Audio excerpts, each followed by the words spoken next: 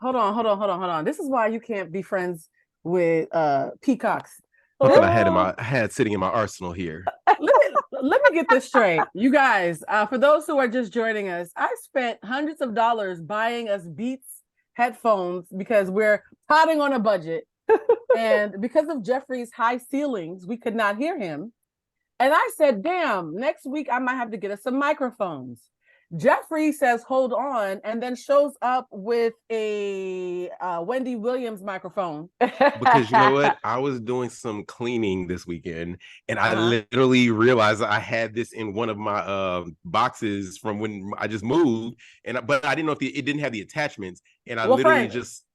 Friend, it's very loud, so you can I don't know if you're going to adjust the volume or just be chill. Oh, you want me to shut up? No. You just sound very professional, and you showing off, Beyonce, because the rest of us are talking out of our laptops. Show off. You see how that? You see that? But is it loud and clear? Finally, this is the Jeffrey I wanted. But shit, how do we sound? Garbage compared to that. I don't receive that. Jeffrey, how do we sound? Do we sound okay? To me, y'all sound good. But you're directly in my ear, so... Okay, he said to me, when people say stuff like that, like, oh, friend, does this outfit look good? It looks good on, that's cute for you. That's cute for you. It looks like your style. That's not affirming. To me, that's fine. All right, now that we finally have, Jeffrey, please send me a link of whatever that's called. I'll just send you the photo because it wasn't in a box or anything. It was just literally the mic by itself. Just like Black people, you ask for a link, they're going to send you a picture of a regular Black mic and hope that you can figure it out. Because it wasn't mine. I didn't purchase it. I found it. Don't overshare, because this is this could be used as evidence. Send me a picture of any identifying labels on it, okay? All right, so because I'm nervous Jeffrey's going to confess to a crime. We're not going to ask Jeffrey how he got that microphone. Y'all got me for the Postmates last time. I'm just going to shut up on here. Why are you doing phone sex voice now? You see what happens when you give a ninja a mic? You're like, well, actually. Right. Girl, six head ass. Well, okay. Am I the only one here who has done phone sex as a career? Who has what? Done phone sex before? Oh, as a career? Yes. For fun? Probably not. No. Phone sex, when it's for fun, that's called phone boning. So we used to call it in the 90s and early 2000s, we called it phone boning. Is that still a term, or did I make that up from my elder years? I mean, now everybody just naked on the internet, so I don't know if they, it's no discretion or anything now. It's just put it out there. That's true. You don't have to phone bone if you have OnlyFans. You can FaceTime bone, though. Is that just sex work at that point?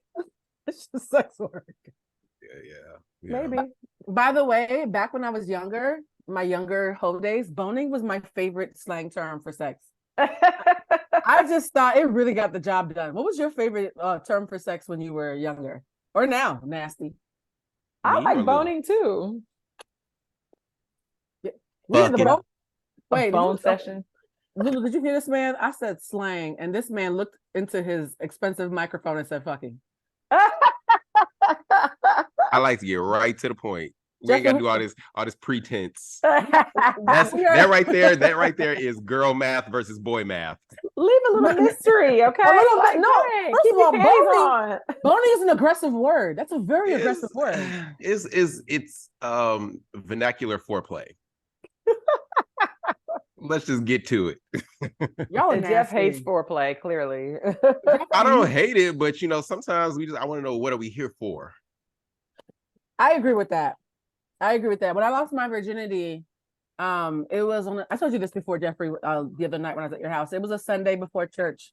Oh my God. Well, you left that part out. No, I said that part. You might have been cooking in the kitchen. You might have missed it. Yeah, I lost my virginity on a Sunday before church to someone who was in the choir. That was interesting. And I remember there's this moment where you're going over to somebody's house at 7:00 in the morning for sex, right? So fix your face, Jeffrey. I feel so much. You was going over there at 7 a.m. on a Sunday? No, they came to my house on 7 a.m. on a Sunday for sex. With your Haitian mama? She was sleeping in the back room. That's why it was 7 a.m., Frank. Oh, okay. She was knocked the fuck out from her overnight shift. And so there's this moment where you're about to have casual sex where if one of you was nervous, there's this weird thing of let's do small talk. And I remember looking and saying, so are you gonna take off your clothes or what? I don't want to talk about how your day went. Well, I'm gonna stop you right there. It was your first time. Are you gonna call your first time casual sex?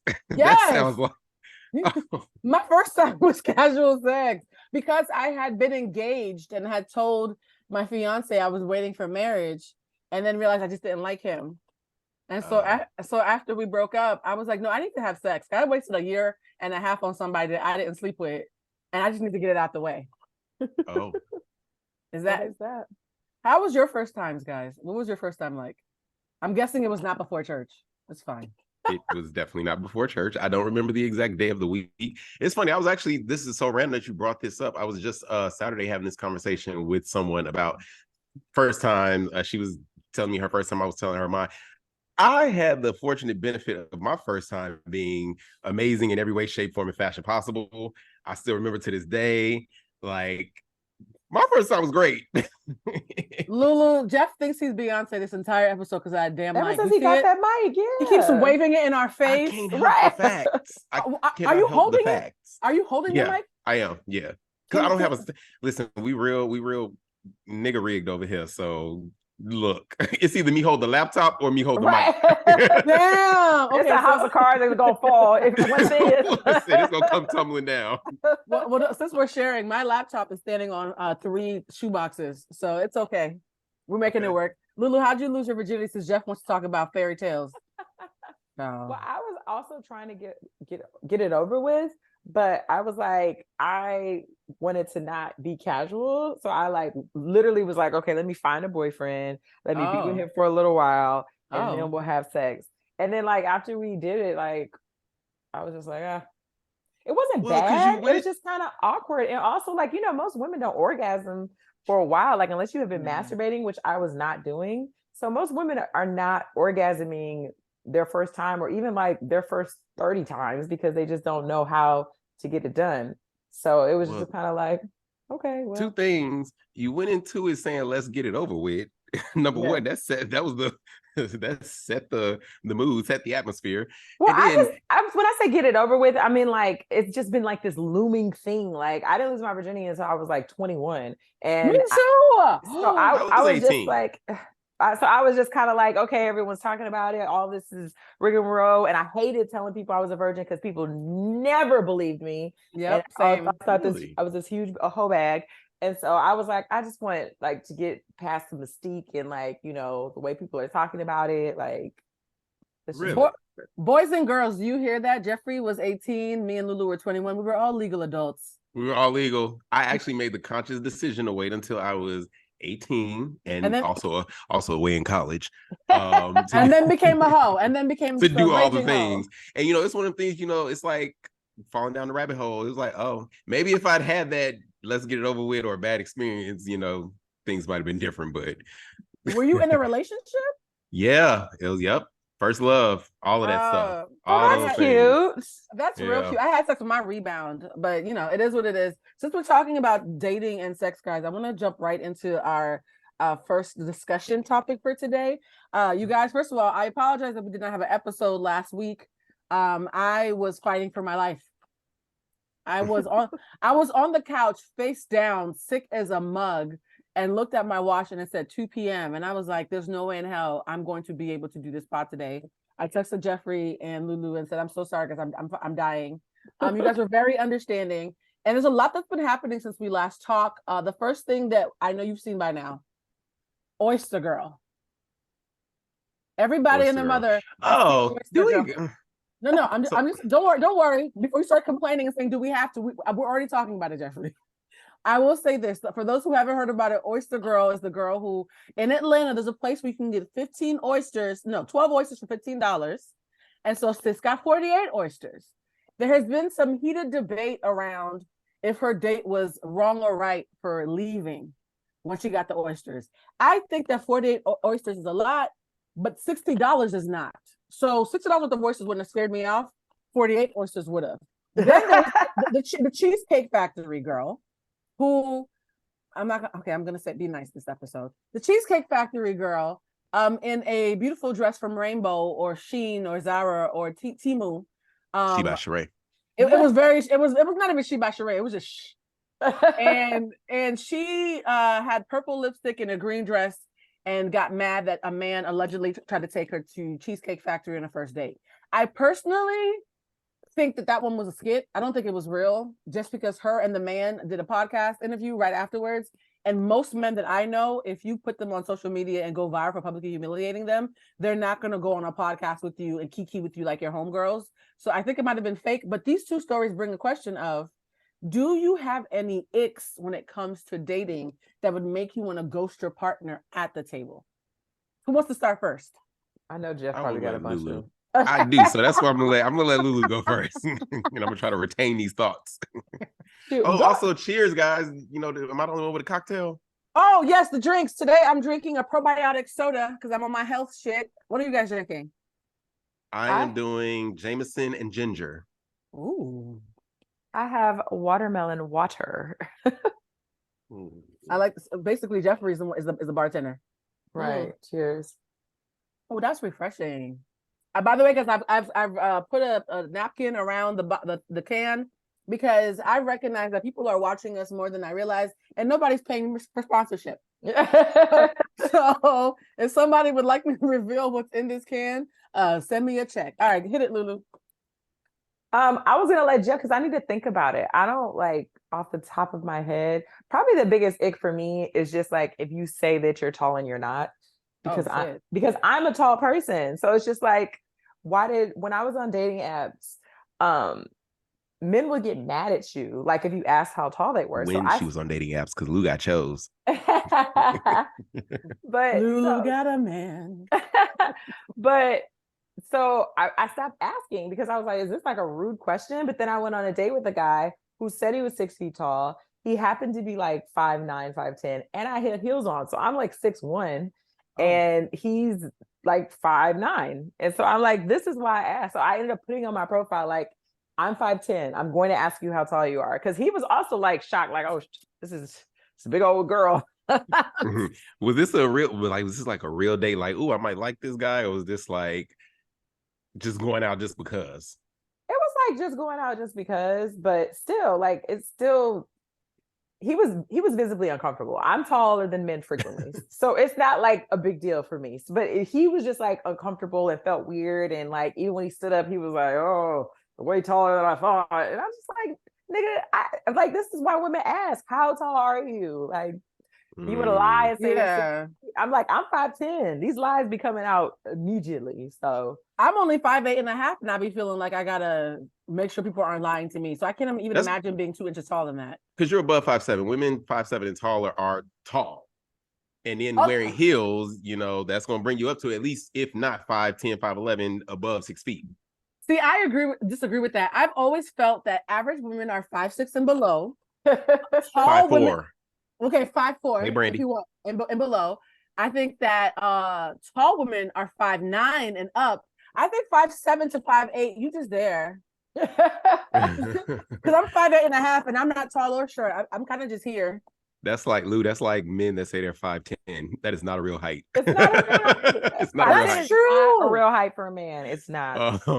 But Blue, to the original question. So I had actually, until you just broke it down, I actually had not heard about the Cheesecake Factory story at all. But the oyster girl, that thing was so fake. She was not there dating anybody. Like, I literally went back and watched that video, dissected that video. She was there by herself. She was wanting to post something on social. No, somebody that thing was so fake. Somebody did a screenshot. They found his hand. Like, there's a freeze frame because people were like literally watching it frame by frame, and there's a black man's hand across the way, but he must not have been there long. That was the waiter dropping off her 48th oyster. That thing, I literally watched that thing. It was just so fake. Between all them oysters, number one, all of them oysters, I don't even believe she necessarily ate them. I think she might have had a homegirl or friends there that did it, and she just recorded as if she was doing it. Because then she also had cocktails and like crab cakes and potatoes, Applebee's shrimp and lobster plate or something. So it was just like, okay, you're doing this to post on social. So I literally just like, you got it out there. But I still to this day don't believe that was an actual date and what she said happened. But I didn't hear about the Cheesecake Factory situation. Well, what's interesting is both the Cheesecake Factory and the oyster spot When I watched the oyster video, the first thing I thought was, wait a minute, when I go to Atlanta, I know where to get oysters for $15. Well, you say that, but I was thinking, ain't Georgia landlocked? I'm not eating oysters. Is Georgia? No, they got Lake Lanier. Well, I'm not eating nothing out of Lake Lanier, so. she said the best oysters in Atlanta. She didn't say good oysters. And then there's a whole thing now of people going to Cheesecake Factory dressed up fancy in response to Cheesecake Girl. So now I'm feeling like Cheesecake Factory. Okay. Now both of y'all silent. Wait a minute, y'all will not. No, I don't. I'm not going to judge the Cheesecake Factory. I just haven't been there since 1999. We gonna go to the Grove this weekend. Let me tell you, ain't nothing wrong with a good Cheesecake Factory date.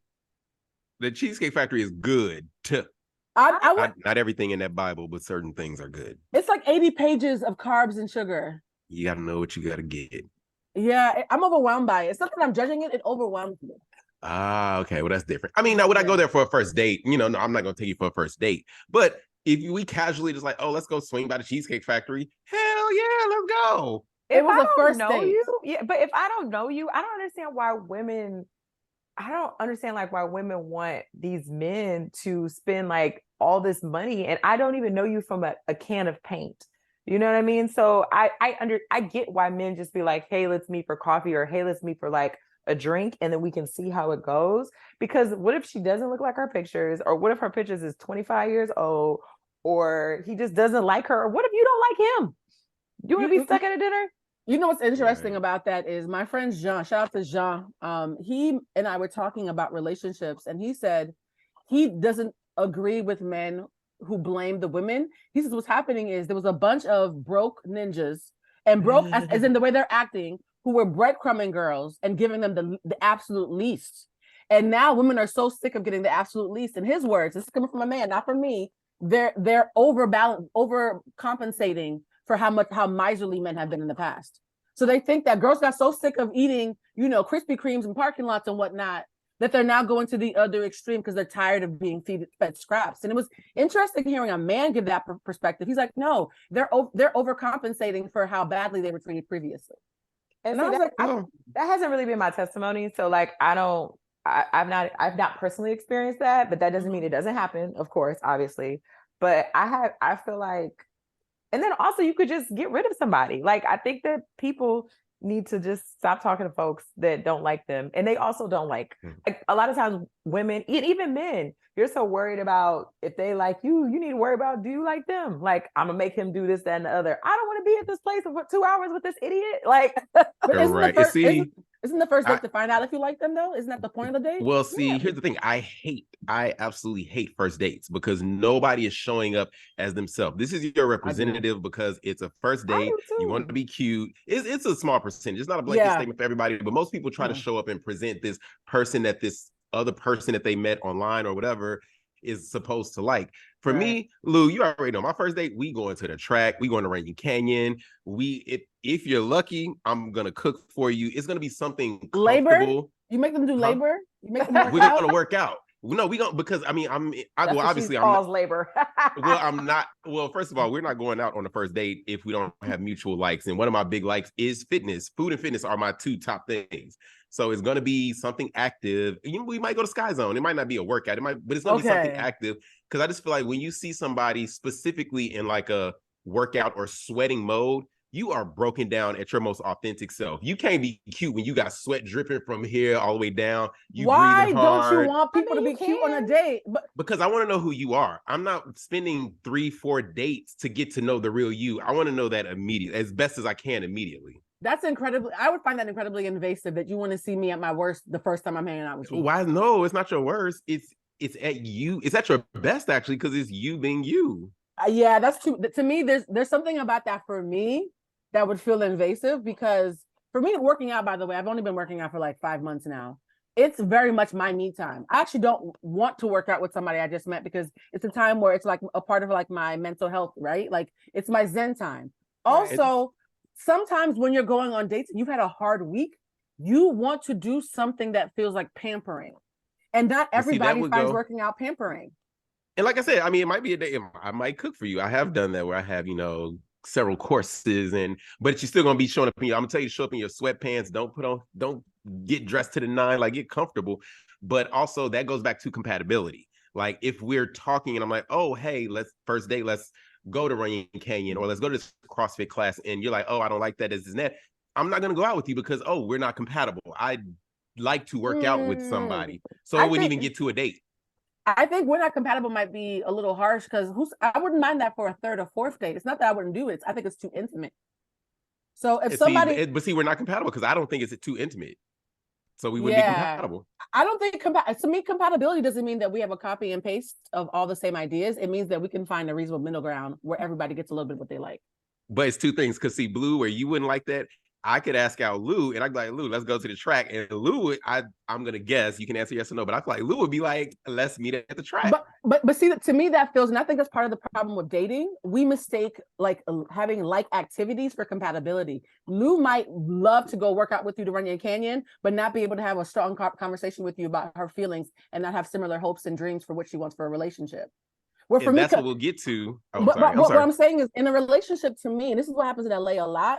People want the shallow stuff to be compatible rather than the deeper stuff. And I feel like if I meet somebody who likes different activities, but we want all the same things in life, we communicate really well, we are like best friends, they just do things at a different pace, but we can find a compatible middle ground. To me, that's compatibility. But I have mad friends who like the same activities as me, who would be horrible partners. But what you just said, like the shallow stuff, I feel like that first date, spending a lot of money and all this and that's the shallow stuff for me. No, that's shallow too. I think people who force you to go to Runyon and people who want to have lobster, to me, they're both shallow to me. Because not forcing you. I'm offering it as a suggestion. It's not a suggestion if you're not going to go on a date with me if I say no. That's not suggestion. That's an ultimatum. It very much is. Yeah, yes. It's not suggestion. You want to work out or not? Third date, when I know you and I'm comfortable sweating. And my plus, by the way, Jeffrey's dating men. So how do you feel, Lou? Wait, but Lou, that's another factor. Jeffrey's dating men. Jeffrey's dating men. Lou, you being an athlete, and because Lou is I always tell people, Lou is the only girl that I work out with because Lou is she gonna do the workout. She ain't gonna complain. She might say, "Give me a minute." She might tell me to shut up. But Lou is gonna do that workout. So Lou is the only my only lady friend that I work out with. But like, Lou, how would you feel if somebody's like, "Yeah, I want to hang out, get to know you. Let's go to a yoga, something as a first date, and then we go to dinner after or something." No. Lulu's a yogi, so that's tainting it. It has to be something that's active, but not literally what her job is. Let's go to Sky Zone. Let's go to Sky Zone. I would love that, but also Sky Zone is not a total workout. I would not, to be completely honest, most workouts I'd be cool with, like if he said he wanted to go to Runyon, obviously if he wanted to go to yoga, if we were doing like a CrossFit class or something like that. If he said he'd go to the track, I would probably be like, I don't want to do that. I actually hate track workouts, but like I do them because they're necessary evil. But like in my free spare time, no, I don't want to do that. I love that you mentioned that because again, perfect example. Lulu loves working out, but you might be suggesting something that just isn't pleasing to her, but it doesn't mean that she's incompatible, doesn't like working out. And I think what makes me nervous about dating in LA is people are trigger happy about thinking they're incompatible. And to me, compatibility is very intimate, and it takes more than, I don't like the color red and that's your favorite color. Or absolutely, I agree. I want to sweat my balls off and you want to look pretty. And it's interesting too, because I realized this is the first year of my life where somebody's son has not stressed me out. Congratulations. Welcome. October makes a full year of nobody's son stressing me out. I just think this whole realm of dating in 2023 is very different and playing it by ear, person to person, from what we know dating to be. Yeah, I think dating lacks compassion these days.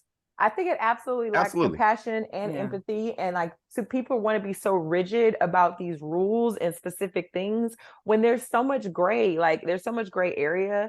And like, even getting to know, I literally had this conversation with one of my homegirls yesterday. It was Brandy. And she was talking about how she was talking about how she loathes, hates, despise. It's like a trigger for her if a man asks her for a picture. Like, he's like, "Oh, send me a picture." Like, and she's like, here's my Instagram. On my dating profile, I have 6 pictures. I have close-ups. I have full body shots. I haven't dressed. Like, you could see everything. So he's like, "Send me a picture."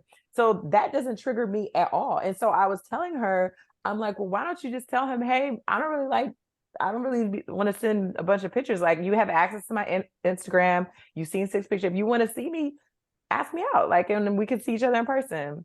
And so, like, for me, that is not a trigger for Lutasha, because I'll just be like, no, and I'll go about my day. Like, but she's like, oh, I can't believe he asked me for pictures. I'm like, I don't even care. I'm just, if I have one, maybe I'll send it. If I don't, I won't. Like, and I'll just, that's it. What's the purpose of the picture? What's the intention of asking for the picture? I don't know. Like, and I think that was her thing, because she was like, if you think that I'm a catfish, then we can meet in person. But she said she feels like it's invasive for her. Like how you were saying, like she thinks that how you're saying working out, that like that's an intimate thing. Like she's like, I have to be on the drop of a dime. Take a picture right now. Let me see what you look like right now. Like, because she's like, there's doing all that. 2,000 pictures on my Instagram. So that's like, right, yeah. I want a new picture. I want a picture that's not on your Instagram. And she's like, I just feel like that's intrusive and like even kind of like a jump. If I say jump, you know what I mean? Can I be honest? Every raging man whore I've met in LA asks for pictures. So even though it doesn't trigger me, I am recognizing that all the men that I know that are raging.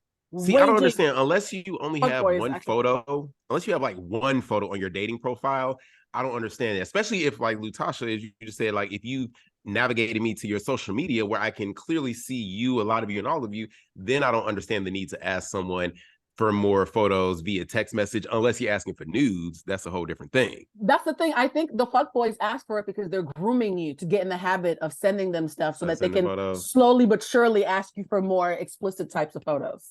Yeah, but I think from my vantage point, I could just, because I don't have like a ton of cute pictures of myself in my phone. The cute pictures I have are on my Instagram, so I don't have like extras like laying around. That's cute. Yeah, so I'm like, when guys would ask me for pictures, I would just be like, no, I don't have any.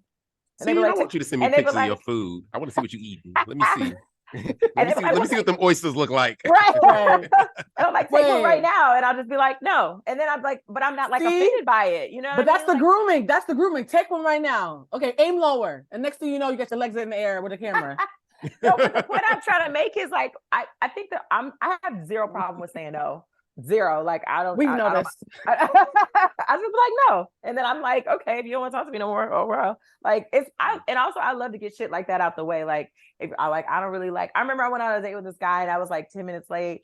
And he was like, people being late is like my absolute pet peeve. I could not take it. I was like, I should probably leave right now. I was about to say, well, I should probably leave. Yeah. You might as well just nip this in the bud. Like, nip it in the bud. Because let me tell you one thing. I love my friend Lutasha, but baby, Lutasha is Miss Tardy for the party. I'm going to be late. It's so funny. I had a friend who said a whole speech, I think being late means disrespectful. It triggers me X, Y, and Z. And I've heard her waxing poetic about how much she thinks being late means you're disrespectful. Do you know every time we've hung out, she's been late? And see, here's the thing. I feel like, I guess maybe because I'm gauging it in like friends We're versus no longer dating. Friends. Right. But the thing is, like with friends, I feel like your friends. Like for me, I know Lutasha will be late. If it is something that is absolutely seriously important that starts at 7 p.m., I'm going to tell Lutasha, you have to be here at 5 o'clock.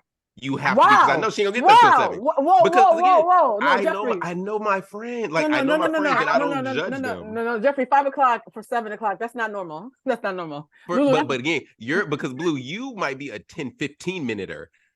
Lutasha, she needs to know 5 o'clock. I don't think I need 2 hours, Jeffro. We ain't trying to date Lou, so you ain't gotta make the phone with me. So she's not so compatible, is she? I would have been there on time. You see, you got her running what you want running. Okay.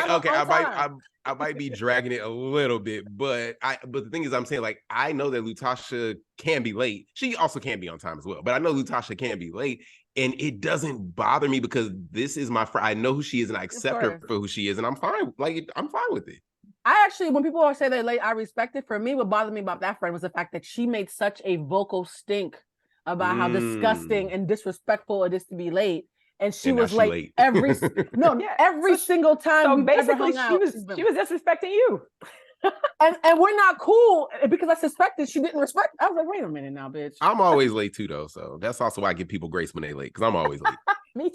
I will tell you this: if Jeffrey's showing you grace, it's because he does it the same thing. Except for when it's a check involved. If it's a check involved, I'm gonna be 10, 20 minutes early. Jeff, I have a new term for you. You do what I call guilty grace. Your grace is mucked up in guilt. Let me tell you, this thing is so full of grace for so many things. That's guilt. That's guilt, friend. That is guilt. Like, Jeffrey, he stole your wallet. Why didn't you say anything? Well, there was a time in my life. There was a time I dug in a Postmates bag and tried some fries. Oh my God. For those of you who powered through last week's episode, Jeffrey admitted that during his Postmates run, he had his own set of utensils and would nibble from the packages and then politely close them back up. See, nibble sounds like playing in the food, Blue. No, I mentioned you had your own silverware. Oh, that's so funny. Now we should say food. And took from the bag. It all sounds bad. It all sounds bad, Jeffrey. I don't think there's any way for you to nibble. You know that video of Jay Versace and he's eating the food at the table. Oh yes. That's my favorite video of all time. I know now. I know why, Jeffrey. It's preceding the crime. Me sitting there with four orders. Well, this is the perfect segue. Speaking of 4 orders, there's another video that is centered around eating and friends and family and dating.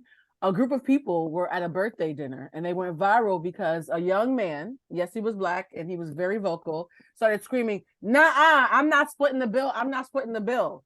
At first, we all thought that he was being hood and doesn't understand etiquette and it's her birthday and at least pay for the birthday girl X, Y, and Z. But when I did some more research, because you know your girl loves research, it turned out he only had a burger and the tab was $4,800. Where'd they go? No, they were. He was screaming. You've been ordering. Was they in Atlanta? Yes, they was. They were ordering shrimp and lobster and drinks all night, and all he had was like water and a burger. But they were insisting that he pay $511 per person. Well, here's the thing. I think that when you agree to show up to these birthday, first off, me and my friends, we don't do that anymore. But when you agree to show up, you are agreeing to split the bill. When you know it's a big, like it's a big $511 for a burger. I don't do that with strangers. Like if it's like with my friends who I know, then I'll go for the party because I'm like, I know who, like everyone will pay what they're supposed to pay. They'll pay, people pay a little more, people pay a little, like it's not a problem. If I'm going Blue, like if I'm going to your birthday dinner, I only know Jeff and maybe 2 other people and it's going to be 10 people there. I'm going to text you and I'm saying, I'm showing up late. So I can purposely not order things. I'm gonna go to the bar and get it. I'm ordering at the bar. And then I will be like, whoever's in charge of the bill, I'm like, here's 30 or 40 or $50 for Blue. Cash or Zelle or whatever. They got all these avenues to do that now. And I'm like, that's it. I'm not participating. Because I've seen that shit. Parties. I've seen that shit go awry several times. Yeah, I can't even tell you, like, but actually, and honestly, a question for both of y'all. When is the last time y'all went to one of these like birthday dinners where you had to, split the bill amongst 20 plus people? Last time I went was Blue when we went to the unnamed the unnamed person's party. You can say Melissa Ford's birthday, it's fine. That was the last time I went to one of those. Oh, at Tao? Yeah, and that was a scam. Yeah. Did y'all have to split it with a bunch of people? We didn't have to pay for it, but it was more a scam of pretending like we knew her. No, we didn't have to pay for it, honey. I paid your part, remember? You did? Yes, I paid $300. Yeah, we did. Because Blue invited me. Okay. Yeah, no. So I thought she covered the dinner, but she just wanted us there to act like we was her friends. No, what ended up happening was somebody else covered the dinner and she lied to us. I'm sorry, can y'all hear that? No, we don't. Okay. Somebody else covered the dinner and she still asked us to pay. Oh, wow. Prepay. So I prepaid $75 for me and 3 friends, which is $300 for those of you who are not good at math. Only to later find out that the whole tab had already been paid by somebody else. And I didn't get a refund.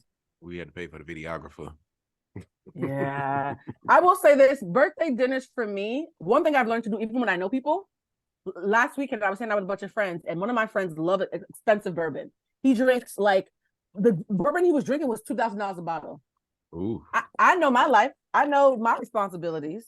I looked at the waitress and said, hey, so I'm going to pay my tab separately. Is that okay? Yeah, I do that too. Yeah. And she said, absolutely. And I always say it ahead of time. I don't wait till after I'm 8. See? I always say, hey, I'm going to pay mine separately because they want to party. If y'all want to party and I'm on a health and fitness journey and I'm drinking probiotic juice and crudités, y'all can have that fun. Let me, my little boring tab, pay for myself and y'all can party. And I just avoid all of that. This is why I am a chef. Blue, you were here last week. We had all the food you could eat. The only thing I asked people to do was bring a bottle of champagne. I didn't specify Dom Perignon. You could have brought from the cheapest to the most expensive. What'd you say, Lou? What'd you say, Lou? Could have had cooked champagne. Cooked champagne. Somebody did bring cooks, but I ain't gonna call them out. I will say this, Jeffrey. Jeffrey, you had lots of food except for French toast. Here's the thing about Jeffrey as a parent. Jeffrey does not know how to set boundaries with children. He had a child there, and he let this child gorge like 5 pieces of French toast. So when the adult showed up, there was none left. Because Lou, they were late. No. I wasn't late. So this is a beautiful thing. I was coming to drop something off, and he said, "Oh, you can come eat." So I wasn't late. We didn't have plans. I was dropping something off on the side, and you told me I could stay. Right? You couldn't have 1 piece of bread left. First of all, why are you letting a child eat 5 pieces of French toast? Because he was hungry. These are grown kids. No, he was like 9. What are you talking about? 7. That's worse. 9 and 7 are both growing kids, though. So they are growing. Like, for me, I'm just good because also kids are the pickiest eaters. So for me, especially as a chef, when kids are eating my food and they like it, I'm like, yes, eat more. Because also for a kid, it's hard to find things that you like. Jeffrey shows grace out of guilt. Right. or wanting a compliment because he wants to watch you eat his food while the other guests get dust. That's fine. Look, it's hard enough being grown in 2023. Let kids be kids and have a little fun. Kids can have fun and still have boundaries, friend. We had that discussion last Sunday. I won't start it now. So would you pay the 511 guys if you only had a burger and some water? No. I'd be like, I'll Zelle y'all. Whoever's in charge, I'll Zelle. Zelle the 511? No, I'll Zelle my burger part. That's it. I'm not splitting it unless it's a prefix menu. That's the only time, and that's another solution I feel like to that. If you're having a birthday dinner, because we did one for my boyfriend, and it was a prefix menu, and everybody paid for their own drinks. Yeah. Oh yeah, that's so great. It's like boom, boom, boom. So and like the waiting staff knew that, so that's why it was like y'all can order a million drinks if you want. It's on your own tab. Like there's a lot of couples, so people be like, okay, we're together, and so on and so forth. Like, because also when you tell me the restaurant we doing the dinner at, I'm already going online to see the menu so I can see what I'm ordering and know my budget. And then I'll also include within my budget at least an additional $50 to $60 to chip in for the birthday person because they should never have to pay for their own. That's food. what I was saying. Right. To me, I wouldn't pay for just my meal. I pay for my meal and cover for the birthday girl. I will say there was one birthday I had. It was the last birthday dinner I had in DC. I will never do that again. Where not only did I not get anybody to pay for my birthday dinner, 2 people walked out and I had to pay for their dinner. So I paid for my dinner on my own birthday. Wow. And that was the last time I hung up with that group of people. That's the thing right there. And that's why for my birthdays, I don't do dinners. I just make y'all cook for me. Y'all have both been there. Labor. You love manual labor for people you love, don't you? I'm starting to see a pattern, friend. So here's the thing. This episode is about dating, but it's also about what we're calling the year of divorce. Oh. And we've talked about this, guys. For some reason in 2023, if your relationship was not supposed to last, this is when you're going to find out. Right? And there have been lots of shocking revelations. We know Tia Mowry is out here living her best life as a single person for the first time in 3 decades. Jeannie Mai got left by Jeezy, and he don't seem like Jeannie Mai Jenkins. Not anymore. She's Jeannie Mai. And so she broke her silence allegedly by going on Sherry Shepherd. I sent you guys the link, I think, a couple of days ago. And in the link, she just talks about how much she loves her daughter and she loves God. Typical stuff that most Black moms say when they get a divorce. The thing that's interesting to me, though, that's scandalous about this divorce is and I put the dates down, on September 6th, she made a post talking about how much she was proud of her husband for his new book. I love you. You're so amazing. On September 14th, she found out he was leaving her. But pause. He filed for the divorce in June. Wow. So what do you think it means when someone files for divorce at the beginning of the summer and waits until after Labor Day to tell you they're leaving you? So he filed and she didn't know? So the whole summer, she's like, my man. And he's like, all right, bitch. It's true. I mean, what it don't mean. I mean, I have to be very honest. I am just sick of these. I don't even honestly like to say celebrities because I feel like celebrities is a dying breed. The last living celebrity is Beyonce. Public figures. These public figures feeling like you have to address and acknowledge everything. I don't care why you're getting divorced. I don't need to know. Why is it on my timeline? I do not care about what is going on in your relationship. It's cute to see, oh, so-and-so is dating, so-and-so got married. Okay, they divorced. It ain't my business. I don't care. So how would you feel though if your partner told you they were leaving you in September and you found out that they had actually filed for divorce at the 3 months earlier? Was sleeping with you, I feel eating like your this. French toast I the feel whole like summer. Regardless of whether you are the one to file, do whatever, both parties, you know this relationship is not headed in the right direction. You know it's about to be over. No, she really okay. So again, one more time for the people in the back. 3 months of smiling in your face when they knew they were leaving you. How would you feel? Talk to 2-year-old Jeffrey. 2 years ago, Jeffrey, I might care. Now I'm just like, well, okay. Okay. I'm just like, okay, Jeffrey all right. is dead on the inside. You heard his here, ladies and gentlemen. How about you? How about you, Lou? I'm like, okay, all right. Jeffrey's like, what is life? The world is burning. Fuck life. Right. Let me see who want to go to CrossFit with me. That's some whole shit. How about you, Lulu? My God, Jeffrey. I remember you from 4 years ago. You were so tender. What happened? I would be mad because I'm like, you could have did this shit in June. I could have had my summer. I could have had hot girl summer. Could have had a hot girl summer. Went and saw Beyonce, went and did some shit, like dropped the baby off. Like I didn't have to see her looking up at you, probably fighting about stupid stuff in the house and having to give fried chicken for your ass. I don't know, like. But I haven't been over fried chicken. It got a little racist towards the end. No, but Jenny Mai, she was the one talking about she didn't even like dark meat. So I kind of happy that he left her because it's like jokes on you, bitch. Yeah, her exact words were, white keeps me lean and dark on the side or something. And I was like, yeah, that's racist. But was she talking about actual chicken? Because I don't. No, she was Jeffrey. She was talking about men. Oh, see, I missed that too. Again, I'll be out of some things. So cussed her out like Tim. And by the way, this is not me having a seizure. This is me imitating Tamar. I was like, what you mean by that? Oh, see, I missed that one too. Yeah. Okay, I missed that one too. Yeah, and they're alleging, insiders are saying that the reason why Jeezy left her was because of tradition and value differences, which are two things I think you should talk about before marriage. And a baby. Like she moved in her mother who has anger issues and her brother. Not even the anger issues, just you moving in your mama. That's right there. Dude, like, okay. She's a sweet little lady. The Asian community does that though. That's the Asian, like she even said she's Vietnamese and it's a cultural thing that the mother stays with you sometimes. Oh, hell no. That's what Jesus said. Jeezy went Maya Wilkes on her real quick. Right. Oh, hell no. He's like, I'm still a black man. Black man. That ain't happening. No, we putting her in a home. Well, the fact that there's a video, because I went digging. There's a video of her and her mother talking about how her mother admits that her dad left them because her mother would cuss him out every night. And the man was just battered and he left. And then Jeannie was like, it wasn't until I got with Jeezy that I realized that I'm just like my mom because my white ex-husband would let me cuss him out. But Jeezy be like, who the hell are you talking to?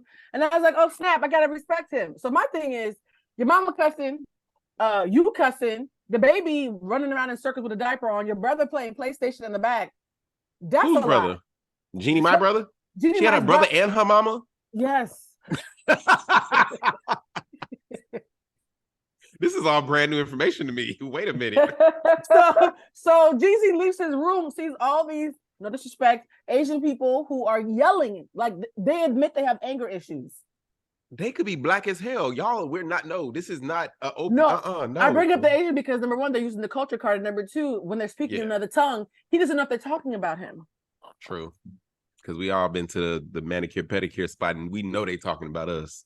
My Asian friends have told me they're talking about you, girl. Like it's been no. I had a friend who was Blasian, and I think they just thought she was like Pharrell. And when we left, she was like, they were talking so much shit about us. So whose side are you on? Are you Team Jeezy or Team Jeannie? Be honest. I don't wish the downfall of anybody's marriage because at one point these two people were at least in love or like enough to sign this contract to be together. So I don't support the dissolution of a relationship. I do if it's unhealthy. If it's unhealthy, yeah. If it's an unhealthy relationship, I completely support the dissolution. In fact, when people say they're getting divorced, I hit a beat to see if I'm supposed to say anything else. Like, is that a good thing, a bad thing? I don't always assume divorce is bad. If it's a bad relationship, freedom is actually better. Right. Yeah. No. But congratulations. Right. No. What I mean is, at some point for them to get together, things were happy.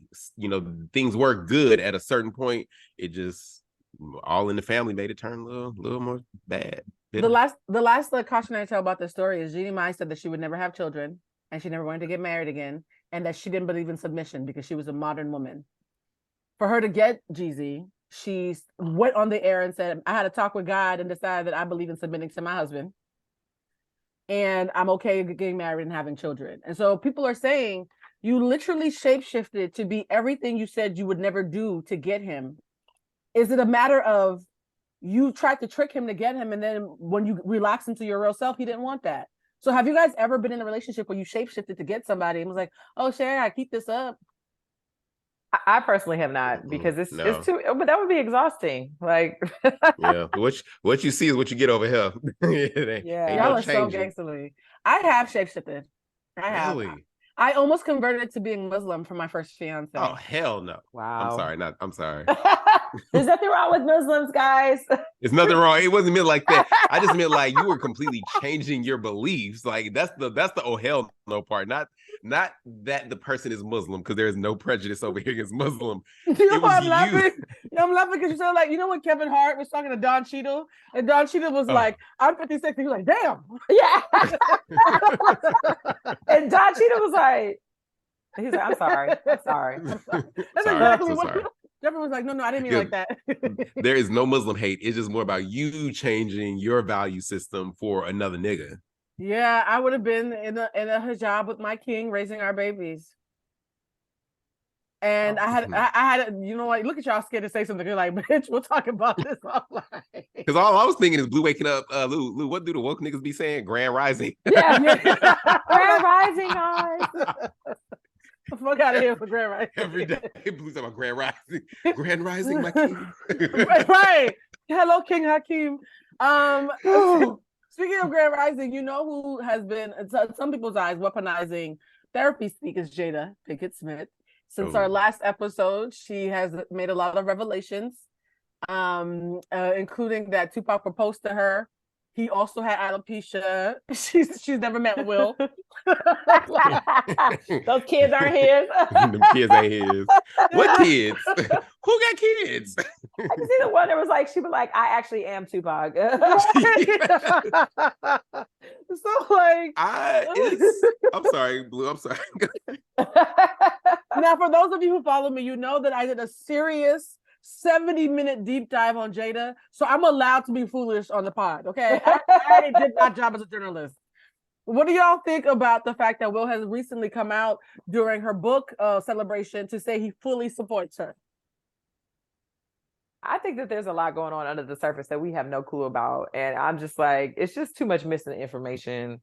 Because I'm like, the Will missing. We know too much. What's missing? No, but I'm saying like, I feel like when I say missing, I'm saying like there's a lot of hurt. I don't know if somebody did something to somebody else and then they getting back and then they broke up, then they back together, they're united front, but then they're not. It's just like, I'm kind of with Jeff, like, this is just, it's not my business. It's like, first of all, why does Jada Pinkett have a book coming out?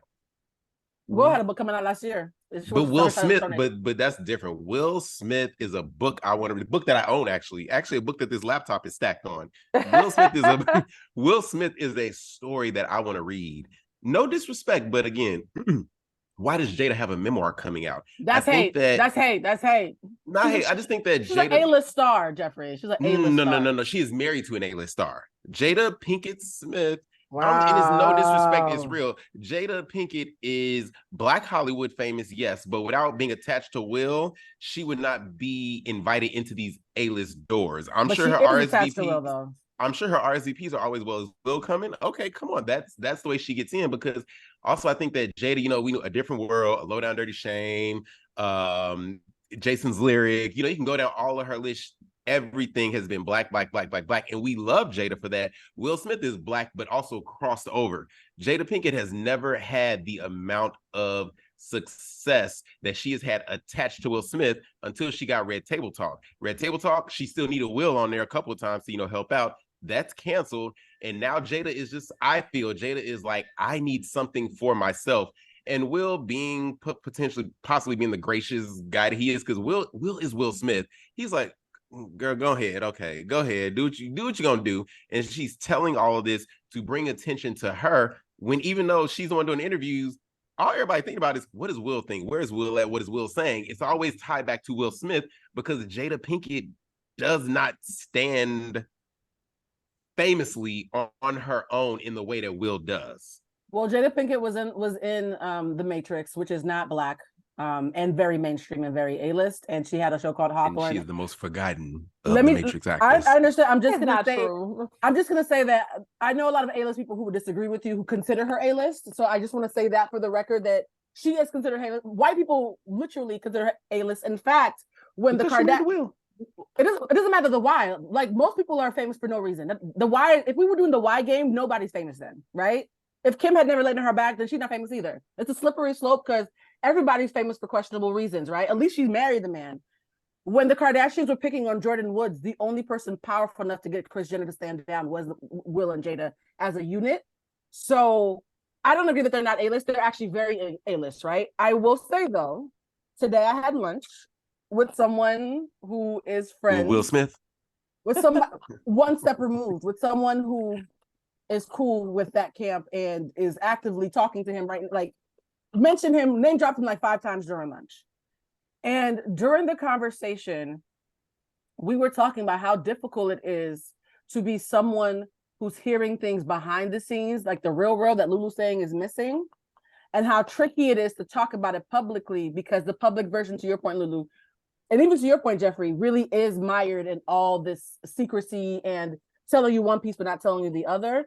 And I'm just very shocked that people are not asking questions about the things that Will has admitted, because Will has said in his own book that he has a savior complex. He's admitted several times on air that all the nice things he did for Jada, he actually did for himself, and he had to apologize to her for being selfish because he's a perfectionist who was using her as a trophy and never once doing what she wanted. Perfect example, Jeffrey, you were talking about you think you're incompatible if someone doesn't want to work out with you. He admitted that every time Jada would say, I don't like that, let's do something else, he would ignore her and do what he wanted anyways for 20 years. And so when your own husband is admitting that he's been using you for a look, but ignoring what you actually want for 20 years, is it really that confusing why she finally wants to be able to speak for herself? And that's open to either one of you. And this is Will's words, not mine. This is Will's admission. I think that it's another one of those things. Again, I've never been that level of famous and successful as Jada Pinkett or a Will Smith, but I do think, and from being around people in the industry, fame is a hell of a drug. Yep.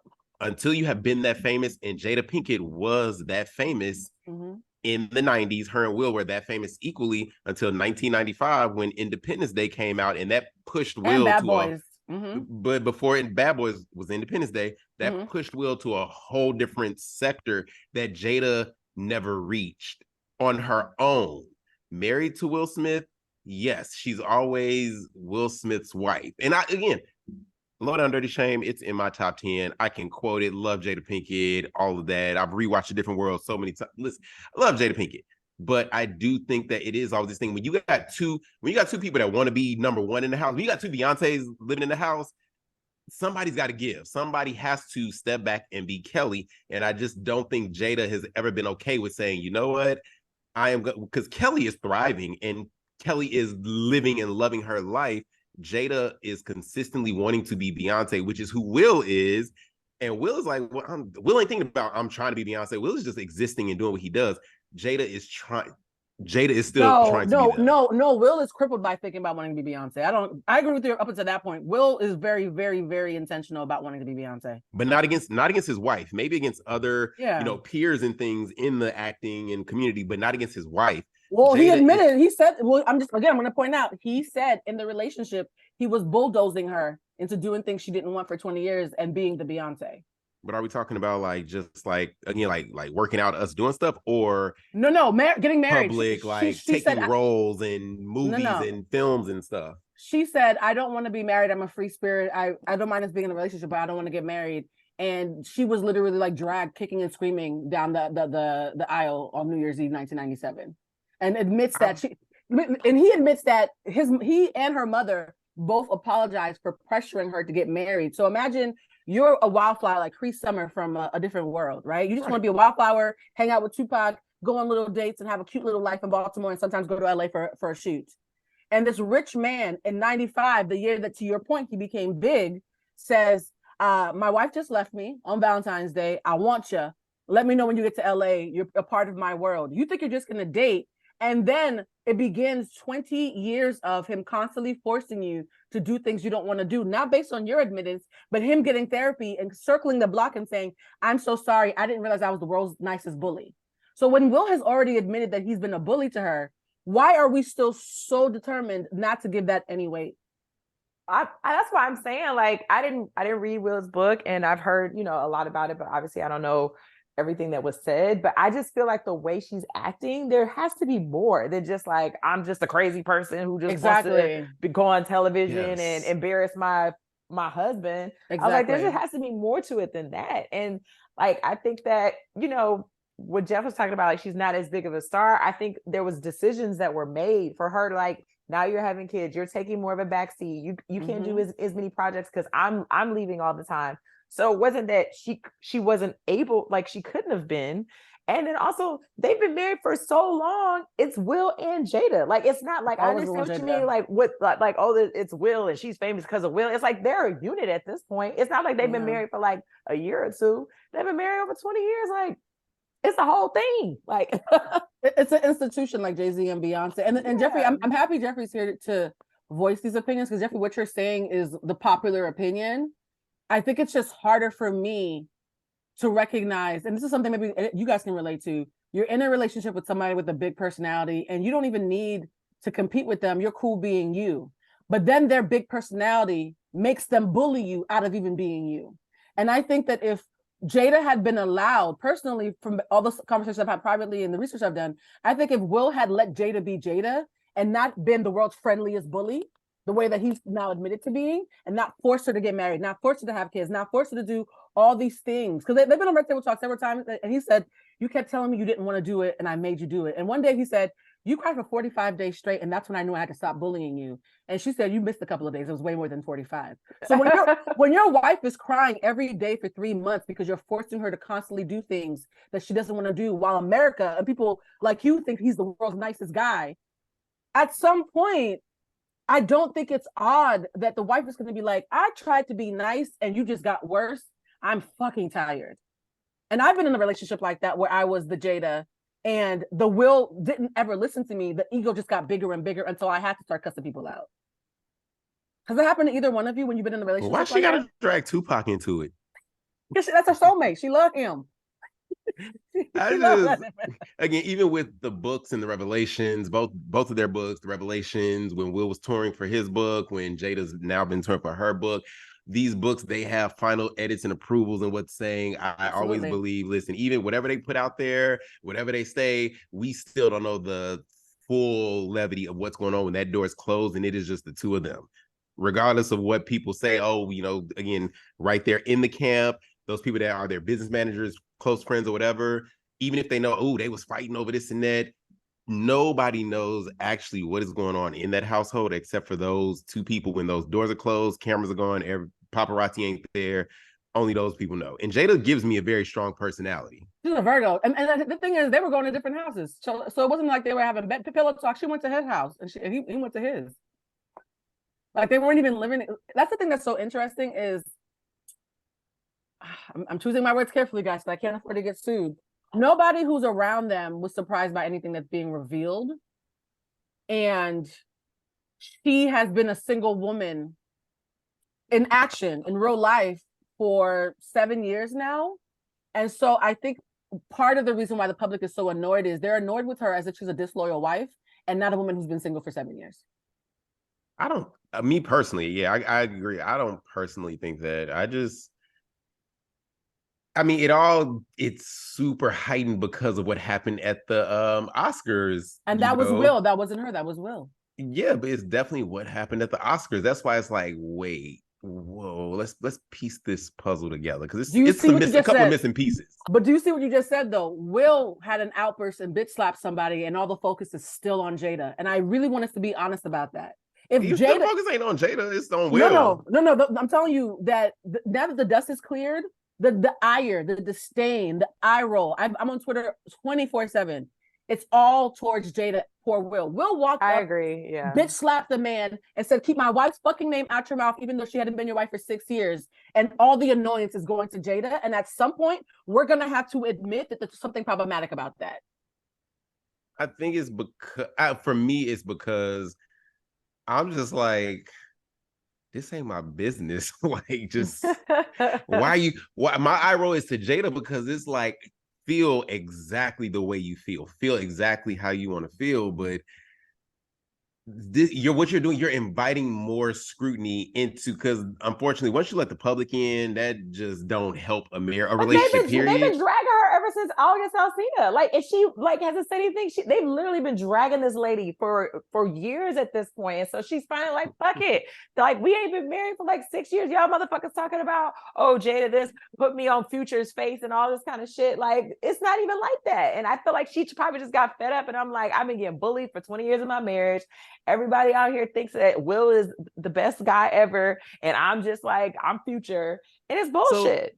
So, even when he admits it's his fault, they still don't want to hear it. Even when he admits publicly, but she's not. Fault, but I guess it's because it's, yes, I agree, and if she's gonna speak up, it's like, well, what do you want? Do you want a divorce? Are you saying this because you want to get out? Like, what is the reason for all of this? Like, she wants to finally tell her story without Will being the main character and speak for herself after 25 years of being part of a collective and being in his shadow, to your point. I honestly, I am sick of the coverage. So I think we all agree that the coverage is sickening, right? Mm-hmm. I also worked in a newsroom. When you guys are working in the newsroom, this is a little bit of game for those of you who are not in digital media. If Jada comes out with a book on Monday and she only told her publicist to highlight one part and it goes viral, guess what we're going to do? We're going to like, fuck the fact that she sent us that one soundbite. Because she went viral, my editor would always say to me, what's the second blush? Go back in that book and find something else. Because she did so good, we're going to keep on picking sensational sentences every single day because we recognize that there's a feasting frenzy that's happening. And now, even though she only wanted to highlight one part, the media is realizing, oh, you guys are constantly going to give us money and clicks and ad revenue every time we mention her. So even though she's only talking about one thing, we're going to mention 30 other things. And guess who gets blamed for the 30 other things? It's not the editors. It's not me. It's not the media folks who are choosing to piecemeal it and have 5 headlines a day. It's Jada, who only put out a press release with one thing. And so it's almost like Will admitted to bullying you and they still said it was your fault. Will bitch slap Chris Rock and cuss him out. They still are annoyed with you. Publicists are piecemealing parts that you haven't even made a thing and they still, you know what I mean? So I feel like Jada, it can be annoying. And I think a lot of misogyny is showing up and we're doing it as a group. And so we're not clocking it. It feels like a mob mentality to me if I'm being objective, guys. Well, I just want to make it, I'm sorry. No, I'm just saying if it was happening to one of y'all and you were constantly saying to me, Jeffrey, oh my God, I'm constantly, being the nice person to insert X from several years ago. And he's all shiny and charming, but people don't know what I go through with him privately. And then he has an outburst and you finally speak your truth and they say, shut up, Jeffrey. You're like, wait a minute. He's the one who showed his ass. I've been getting bullied this whole time. How am I the bad guy for finally wanting to tell my truth?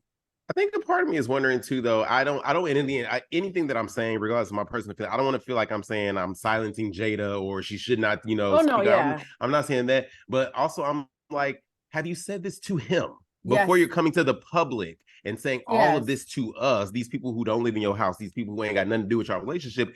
Have you said this to him and he wasn't listening? So now you're like, okay, the only way I can get you to hear me is by going to Gayle King and Charlemagne and whoever else she going to.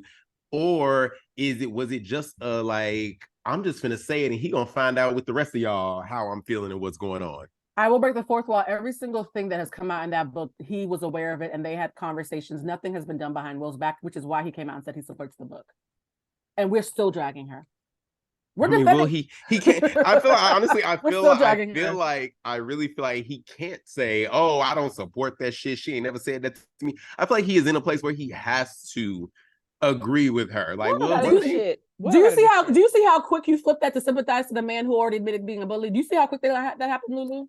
There's something in people's like you just said, he admitted to being a bully, so he has to. So it really feels like there's something, a brain worm, where we physically cannot just admit that maybe Will did stuff and Jada's not a monster who's slighting him. No, and that it's both of them. I do agree. I agree. It takes two to tango. That marriage ain't just one person. Only one person's getting dragged. Only one person's getting dragged on social media right now. I'm sorry. It takes two to tango, because but only one person's getting dragged. She decided to not only, as you stated, not only air her grievances to her husband, she aired her grievances to the world. He did that first, and he didn't get this.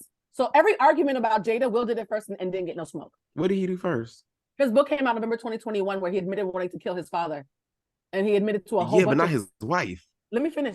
She's talking about her husband. Let me finish. I'm saying saying you want to kill your father is a great sensational headline. We didn't care because it was Will Smith.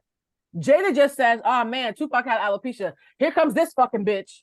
So Will can literally admit to daydreams of murder, and we don't blink. Jada just mentioned somebody having a disease or something, and we want to rake her. I'm sorry, from an objective standpoint, nothing Will does is going to make us as mad as we are at Jada. Nothing Will does is going to make us as mad as we are at Jada. Because we have put, and by we, I mean consumers, all of us, we have put Will Smith on this pedestal of being able to do that. So we can't get mad that it's like, oh, now the hate coming towards Jada, because we did it. We contributed to it.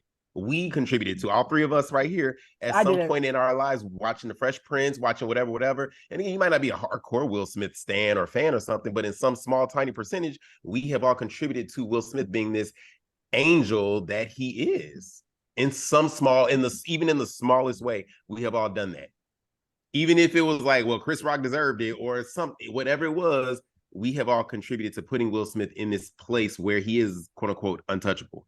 I've always seen them as a unit. So I'm going to have to absolve I've always seen them as a unit. And like, if they're an open relationship, they both decide to be an open relationship. I've never thought one was nicer than the other. Honestly, I think it's because I've dated a lot of Will Smiths. I've dated a lot of I've dated a lot of nice people who were doing fuck shit. And if I did anything, I'd be the bad guy and they would never get in trouble. So for me, I've never said, oh, he's innocent and Jada's a bitch who's only famous because of him. I've always seen them as a unit.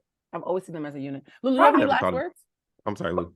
Well, I was just gonna say I've seen them as a unit, but like, you know, I agree that I feel like women are constantly villainized, and she's been scrutinized so much, like for everything from this when it started with August Alsina stuff. Because even when that came out, I was like, oh, he must have been doing something for her to like go out and start messing with this young guy. And her on these interviews, I'm like, I'm always thinking that, because I know a lot of women, especially if you date somebody as powerful as Will, you are definitely like going through some shit, because you have to even just be a certain kind of guy, certain kind of personality to get to the level that Will Smith is. Like, that's just off the rip.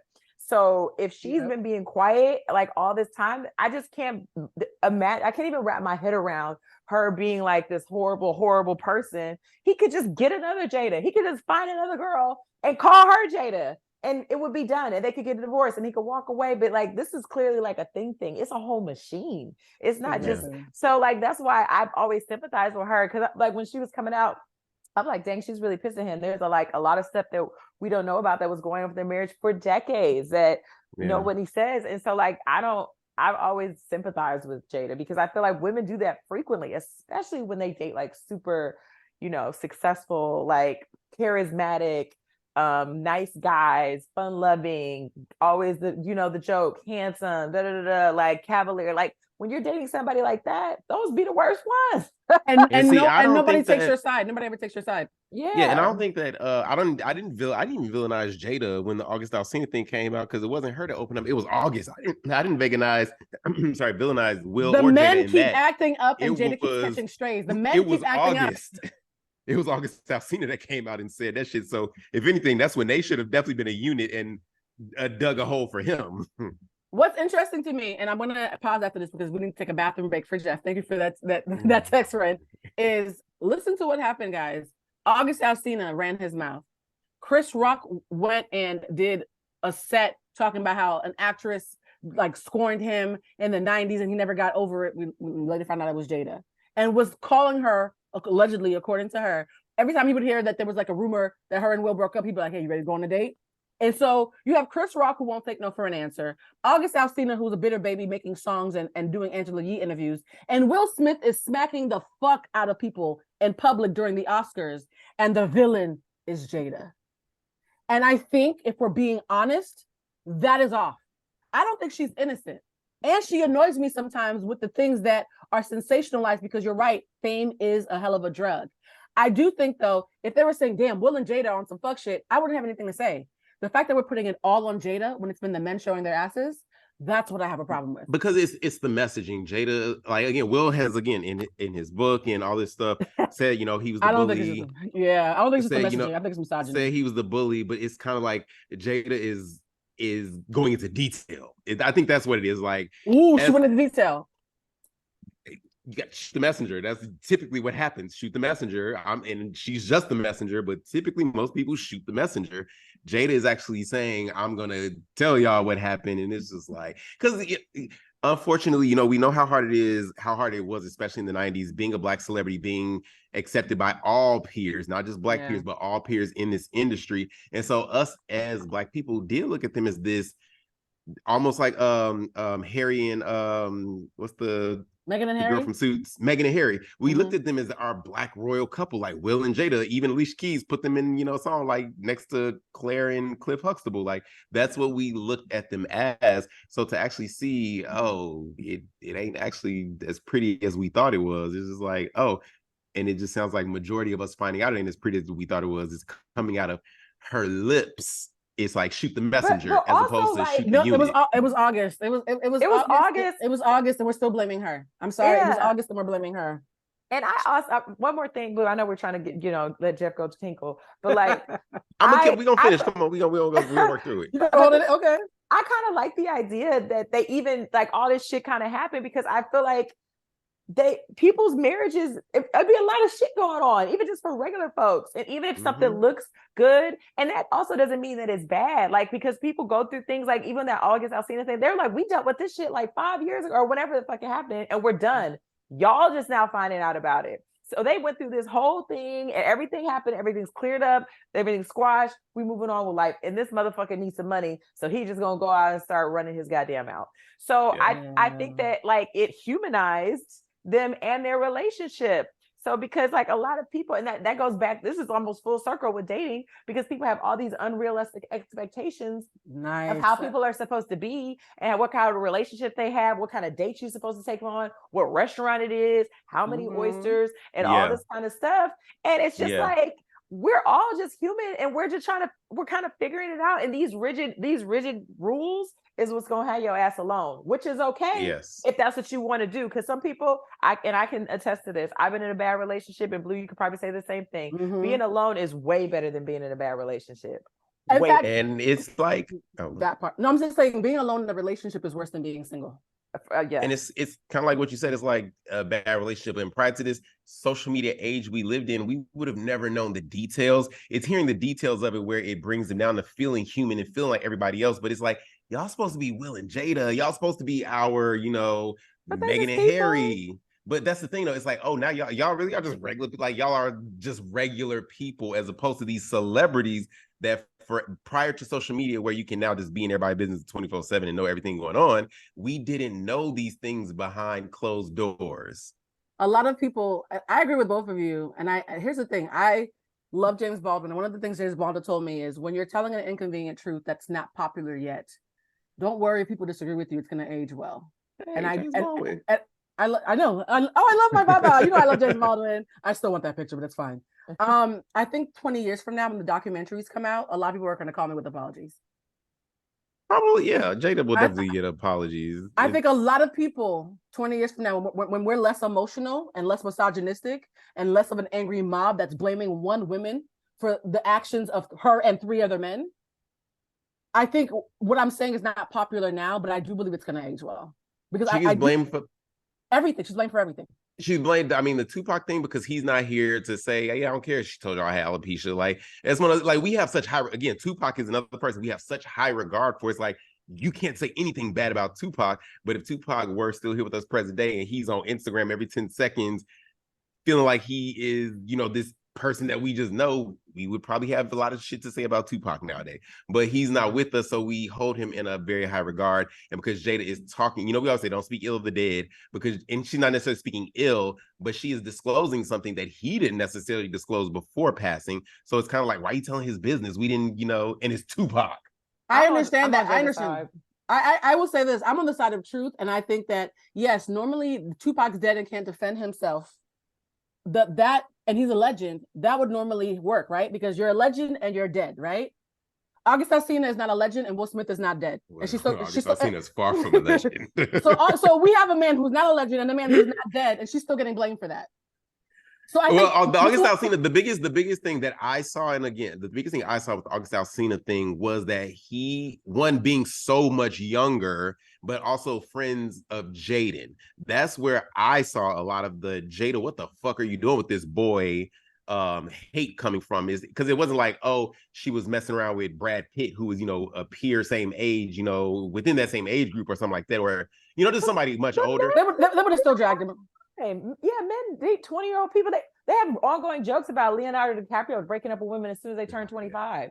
So it's like, and people laugh and keep it pushing. I'm telling you, everything we can say about Jada, every day men get away with it and nobody says shit. And absolutely, I think at some point we're gonna all collectively have to make peace with how full of shit the collective response has been about this. Jada's not perfect, guys, so please don't hit me up telling me her sins. Nobody says she was perfect. I'm just saying that there's something intellectually dishonest about one person being blamed when they're the only one who didn't have an outburst and was the last one to do an expose. So everybody ran their mouth first, slapped people first, for years, showed their ass first, and the last person to speak and the only one who didn't get violent in any way is suddenly the bad guy. Now, it's only because I'm sorry. Speaking of childhood people, because we all grew up with Loving Will and Jada, another couple guys that's connected to our childhood has gotten divorced. Disney has announced that after 95 years, Mickey and Minnie Mouse have divorced. How do we feel? Jeffrey fixed your face. How do we feel that in the year of divorce, Disney said, hold my beer? Who's the divorce lawyer? Ron DeSantis? You know what? Wait a minute. That's a good one. I really, really do think. Do you guys believe that if a marriage is divorced, it's a failure? No. Oh, I don't think after so. 95 years. Well, no, not regular people, not Minnie, Mickey, not cartoons. I mean, honestly, I feel like I don't know. Do y'all want to? Because I'm the curmudgeon of the group over here. Yeah, that's true. You hate love. I forgot about that. I don't hate love. I just feel like it's a thing, and it's the world. It's this evolving world we live in. Back in the 50s, 60s, 40s, whatever, they did not have social media. They were like, travel was not what it is today. In 2023, I could be talking to somebody in Brazil and be there tomorrow. Travel is not as expensive or as difficult as it used to be back then. We have so much access to everybody in the world. And you telling me this one person that I met, I'm supposed to solely dedicate the next 40, 50 years of my life. Blue, why are you in the White House? What happened? No. Oh yeah, sorry. Thank you for the shout out. That was a picture of me from my days working on the news when I was at the White House press house. That day I actually rode in the motor coat with Michelle Obama. Oh, but yeah, it's just like we are supposed to be with it. Listen, we've all been single. And as single, we have all been in positions where our head was on a swivel because guys, women, whatever, a parade of them just walking past. It's just too many options. And so it's just like you're telling me now in this 2023 world where literally for anybody, the world is your oysters. Because one thing that I learned, everybody is into everything. You go to Pornhub, there is a category for everything. Things you might not be into yourself, things you might have never even thought of. There's a category for it. And so you're telling me that I am supposed to dedicate the next 30, 40, 50 years of my life to this one person. Jeffrey, we're gonna nip the I Hate Love segment for this week. I don't hate love. Thank you for sure with everybody. Thank you for sharing your thoughts about marriage is a scam and we're all gonna cheat and keep our heads on the swivel. I don't think it's a scam. I think it's a social construct. So is money and time. Money definitely is, because rent should be free. If rent was free, I'd be in a high rise. You guys, I have a special segment that we're going to be doing. Called Foul or Forgivable, where I'm going to read letters from people who are sharing what they're going through, and we as a collective are going to have to decide: are they foul or what are they doing forgivable? Are you guys ready? Yeah. Let go. Okay, so this one is the 3-parter. Let's see if I can pull up part 1. Put on my story time voice. Wait, they messed up 3 times or they wrote in 3 times? I think they wrote in 3 times, but I'm going to read part 1 and see if I can skim through it. Okay. So my 29 female friend, Kate, sorry, I'm 29 female, and my friend Kate, 28, has a boyfriend, Jamie, 29. For some reason, people love to say ages when they have these conversations. And Kate has been with Jamie, whom she has been with for nearly 3 years. We met Jamie on a night out. I would say that although he's Kate's boyfriend, I also consider him a friend. We shared interest in a particular sport that we text about sometimes. And if I have spare hospitality ticket to one of the sporting fixtures, I will sometimes invite Jamie to go. So this girl is saying that she has Kate and her boyfriend, Jamie, right? And they both met Jamie the same night, but Kate is the one who ended up dating him. And she and Jamie are now good friends. I think this has happened to all of us. Well, Jamie's 30th birthday is coming up, and Jamie and Kate planned a big party, and I helped out with the logistics. So now she's helping her couple friends with Jamie's 30th birthday. Well, a few days ago, Kate texted me and asked me if I wouldn't mind toning down my look for the party, and if I could send her a picture of what I was planning to wear. I asked her what this meant, and after asking several times if she really had to say it, she asked if I could dress verbatim. She said, basically what I would consider frumpy. So now Kate is saying, I need you to show up to Jamie's 30th birthday party looking frumpy and homely. And she's saying this because she really didn't want to be outshined at her own boyfriend's birthday party. When I didn't reply right away, she went on to say that she wanted Jamie's full attention and was implying that if I looked nice, that he would not be able to pay attention to her and I would take the spotlight. I said it wasn't about that. I was upset, and that her making me responsible for whether or not her boyfriend looked at me felt weird. She then said, well, it's really important to Jamie that she stand out because his friends and colleagues would be there. And again, she didn't want me still in her timeline. I told her again that I was worried because I wasn't going to be distracting anybody. I was going there to support a party that I helped plan.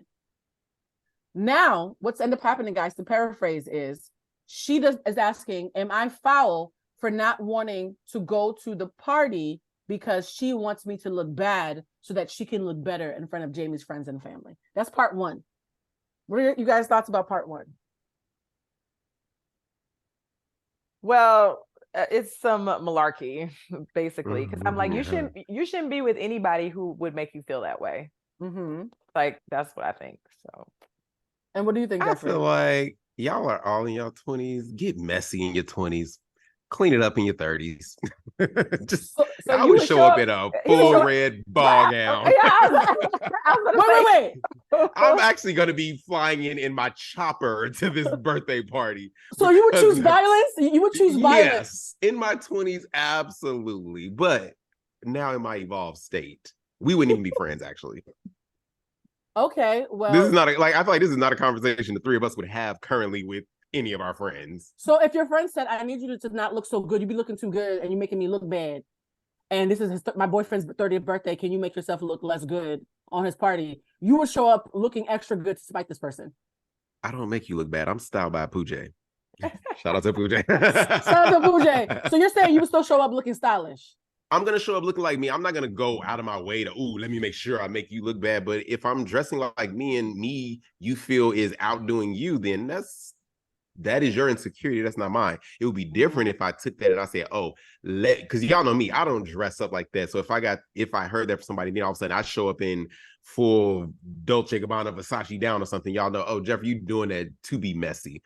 But if this is how I normally dress when we go to events, go to things like that, I'm not changing that. Just why are you going to the party? Because my thing is, if my friend wants me to look bad at a party, I'm not sure I want to be there. Exactly, that's my point. We're not having this. Okay, the friendship is over. We're not having this conversation. No, you said you'd be in a red gown, but go ahead, Lulu. No. In my 20s, no. In my 20s, I would. Yes, in my 20s. Oh yeah, I'm gonna do that. But now, present day, I would probably. It would definitely affect our friendship with her. And I mean, yeah, because I don't want to feel uncomfortable myself too. Like obviously this happened in my 20s where I've had situations where I've had women who's had boyfriends. So I always try to go out of my way to accommodate, and not be the center of attention and not do this and that and the other. And so I just think that my friends, I would hope that they knew that about me and know that I could be trusted.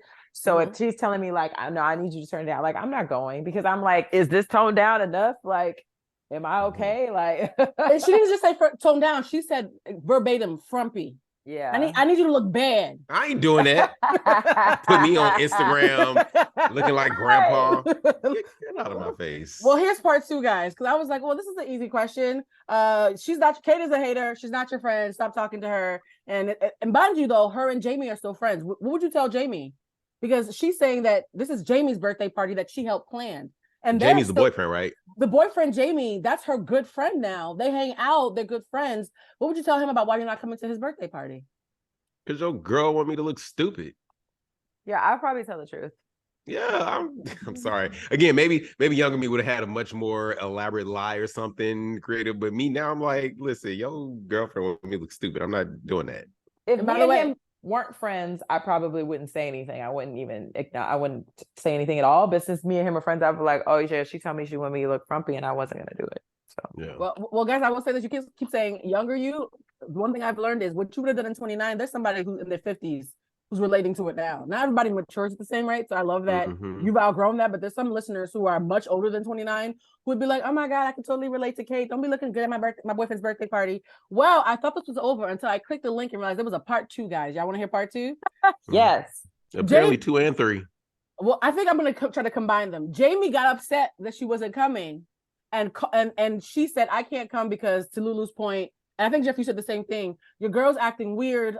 This is some funny shit. I'm gonna stay home. When he got that text, he hit her up because he's like, I have something to explain to you.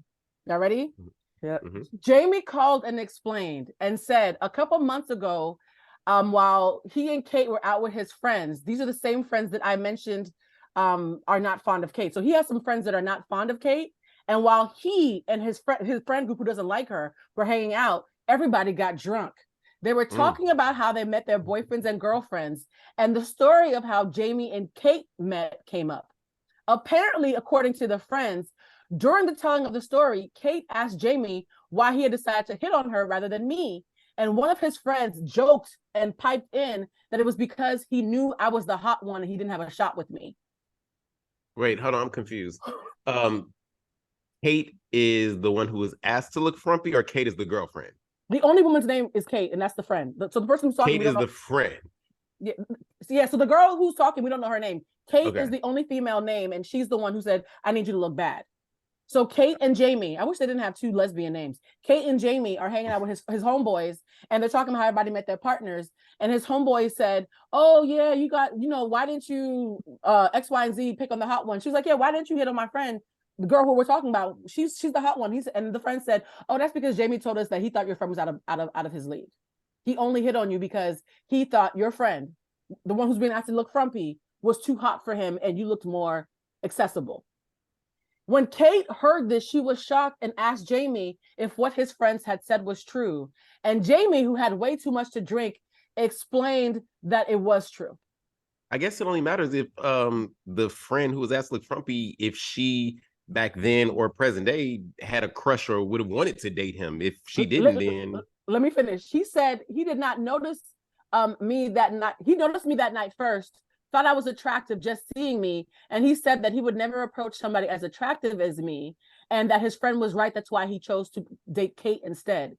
He said that shouldn't want him anyway. He said that once he spoke to Kate and realized that she was the best thing that ever happened to him, despite her not being the hot one. And also said that the reason why he wanted me to be there at the birthday party so bad was because he was planning to propose to her. But that Kate has been acting weird ever since his friends revealed that he had wanted me first.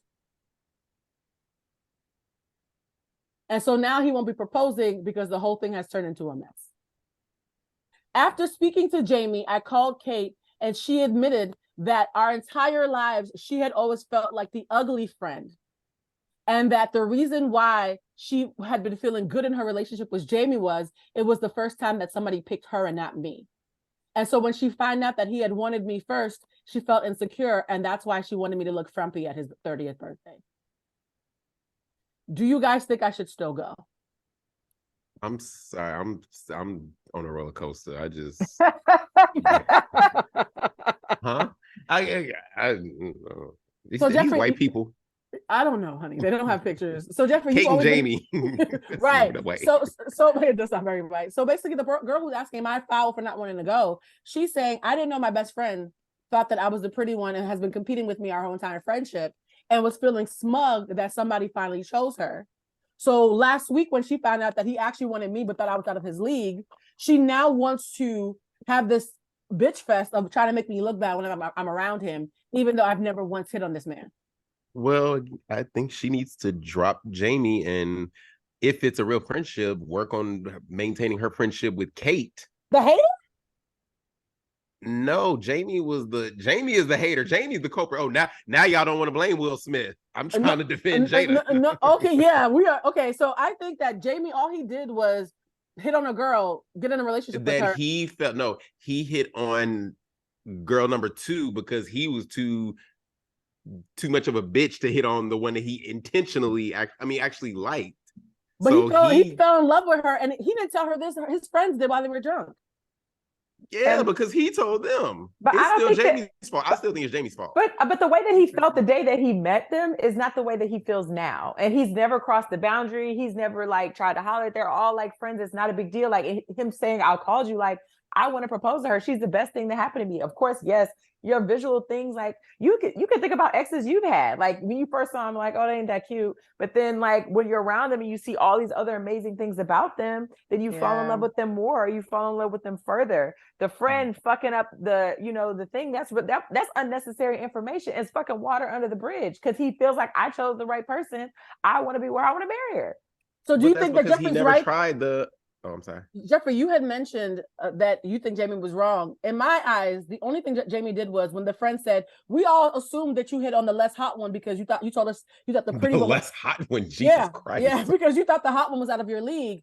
Jamie, when he was drunk, when Kate said, "Is that true?" He was like, "Yeah, kind of." It's Jamie's fault. Jamie is the villain here. But Jamie I can't believe y'all are not. But he's in love with her now. We're not man haters. I'm defending the women. No, but I feel like Jamie is a wash because these. No, I'm not saying get rid of him. The point I'm trying to make is this has more to do with my relationship with this woman and all this other stuff. That's what this has to do with. Like, you're asking this woman to dress frumpy. No, that's the problem. No, like, Jeffrey, I think you're confused, Jeffrey. The person who asked to be dressed frumpy is Jamie's girlfriend. Wait. So you're the friend who is not dating Jamie asked Jamie's girlfriend to dress frumpy? No, you have it backwards. So the hot girl was asked by Kate to dress frumpy. So what Lulu is saying is, if you felt a way about Jamie, why did you try to make your friend look stupid rather than having a conversation with her? That's fucked up too. She had to call you and confront you before you admitted that you were trying to make her look stupid because you were jealous of her. Because Jamie was too much of a bitch to go and talk to girl number 1, so he slid over to number 2 because he felt number 1 was out of his league. It's Jamie's fault. It's literally Jamie's fault. So you don't think your friend trying to make you look stupid and admitting to you that they've been competing with you your entire friendship is bad? That's something else. But right now we're talking about Jamie being the common denominator. No, we're talking about the whole thing. Don't do that. But wait, hold on, wait. I'm okay. So why don't you just give the third person a name? Because Jeff is the. I'm gonna call her. Okay, so Kim is fine. Okay, Kim is fine as shit. Okay, Kim is the baddie. Kim is a baddie. She's a bad bitch. Okay, Kim and Kate go out one night and they meet this guy named Jamie and his friends. Kim is just having her hot girl life, niggas buying her drinks, living her baddie life or whatever.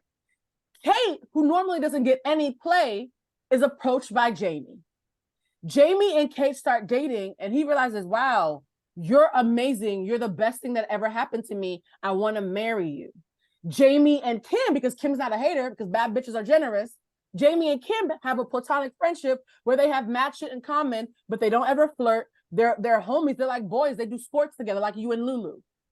Because Kim, the baddie, is so happy that her friend, who never has nobody, finally has a man who adores her, she says, I'll help you plan Jamie's party because I fuck with him heavy too. She's planning the party, and right before it's time to go to the party, Kate calls and says, I need you to look stupid when you show up to the party next week. And Kim says, why would you need me to look stupid? And Kate, she's like, how stupid? And Kate says, I need you to look frumpy, bitch. Frumpy. And Kim says, friend, I helped plan this party. My name is on this, and I fuck heavy with him. Why would you want me looking stupid at the party, the 30th birthday of somebody that we both love? She hits up Jamie and says, Jamie, Kate's acting weird. I don't think I can make So it to Kate your never part. told her why she wanted her to dress frumpy. She just Never. asked her to dress frumpy. She said, "Bitch, I need you to look stupid. Just trust me. I need you to look stupid." When she hits up Jamie and says, "Jamie, Kim is acting weird. I don't know what's going on. She wants me to look stupid, so I think I'm going to stay home." That's when Jamie calls and says, "Last weekend we were all hanging out with my boys, and they told her they don't like her, and they were drunk, and they spilled the beans that on the first night we met." We all thought that you were a bad on the bitch. first night we met, I settled for number 2. No. The first night we met, we all thought you were a bad bitch. And while they were drunk last weekend, they said, "Jamie, you know the only reason you didn't hit on Baddie Kim is because Kate looks more approachable." And wait. So this is an assumption, not that Jamie said out of his mouth, I did not want to hit on her. Exactly. Or did Jamie tell his friends, and now his friends drunkenly are telling Jamie? It's two different things. Yeah, Jamie's friends spat out and said, "Now, Jamie, you know damn well you only picked Kate because Kim was out of your league." Kate is stunned by this and looks at Jamie, who's now drunk his damn self. Everybody's drunk as fuck. And says, "Is that true?" And you know what happens when you ask a drunk person a question? He said, "Yeah, kinda. Like, Kim's a baddie. I mean, anybody would see Kim and be like, she's a baddie. But I'm so happy I approached you instead because you're the best thing that ever happened to me." And when Baddie Kim calls Kate and says, "Kate, were you trying to make me look stupid because you were trying to sabotage me because you're jealous about the fact that years ago, this nigga liked me one night?" And that's when Kate, feeling guilty, said, "Actually, I've been competing with you our entire friendship. And I've always felt smug that I finally pulled somebody who picked me and not you. And knowing that wasn't the case and that him and all his friends thought you were the fine one, as usual, is why I was being a hater and telling you to look stupid at the party." Does that make sense, guys? Again, I'm now hearing it because I thought that the drunk friends said it because this is something that Jamie told them in confidence, and them being drunk, they spilled the beans. But if we don't know that Jamie chose girl number 2, because then that's a different story. I'm under the assumption that Jamie has confided in his boys. Yeah, I only picked her because I was too intimidated to talk to the fine one. So now it's just that's just his boys talking stupid, and Jamie just needs to. It's still Jamie's fault. Wait a minute. Okay, I can't keep up with Jeffrey's logic. Lulu, take us home on this topic, Lulu. What do you think about it? Whose fault is it? Who's foul and who's forgivable? Jeffrey's saying be friends with the hater and let go of the love of your life or whatever. What are you saying, Lulu? I think that I feel like Jamie is a non-factor because this is somebody who and when I say that, I mean like niggas gonna nig.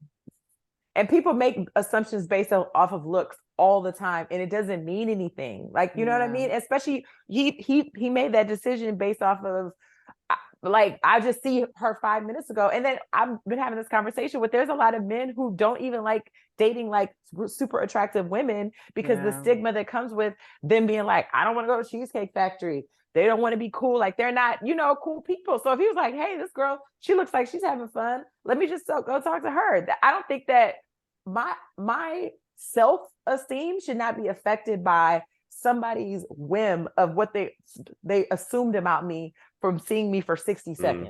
Mm-hmm. So that's why I'm saying I take more of an issue with, you're supposed to be one of my best good friends these millions and millions of years, and now you're telling me that you've been competing with me the entire life. I'm like, we got some shit to unpack. He's just a nigga.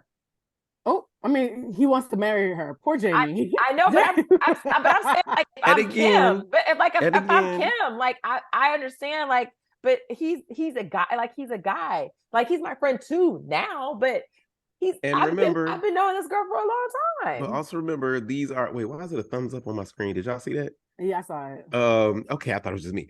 But also remember, these are 20-something-year-old people. That 30. Mental logic. 30. They was 29 and under. This is about 30, 29, 28 and 29. 30, and Jamie's still in your 20s. Mm-hmm. You don't really hit 30 until you hit 31. You got to cross over into 30. They young people. Jeffrey is like somebody's old grandma who's seen too much and is over it. Well, guys, seen too much. Jeffrey is so jaded. Sometimes I hate being an evolved person. Sometimes. Wait, is that what we're calling it? I told you. I told you. I feel like ignorance is bliss, because that whole thing, that situation, sometimes you just gotta let people just live in their blissful ignorance. Well, guys, because we started a little bit late tonight, we do have to wrap this up. I'm very happy that we all have such varied points of view. Jeffrey, I never know what your opinion is going to be.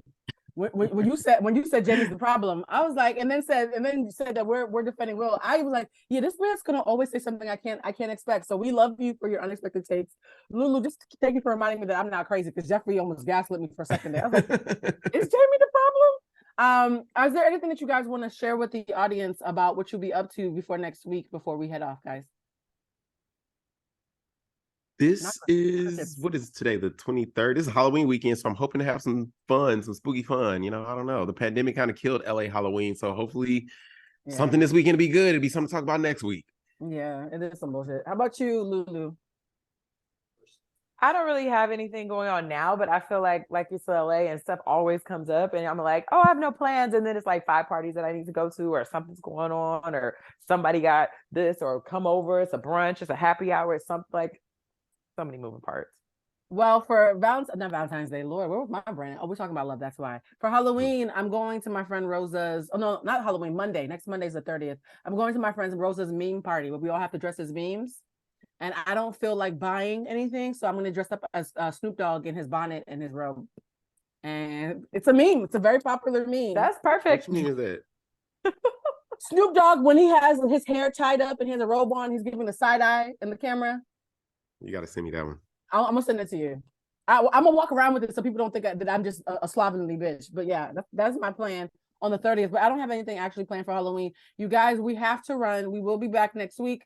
Please remember that we're all just human beings doing human shit. You can find me at Bluecentric. You can find Lulu at Lou_Lou19. And you can find Jeffrey at Jeffro5, JEF. That's only one F. JEFRO5. All right, guys. And if you find love, please hold on to it, because some of us on this panel don't believe it even exists. I believe it exists. It's just do it last. Wow. Okay. Wow. On that note. All right. It was good. Good night. I love y'all. Good night, y'all. Bye. Good night. Bye.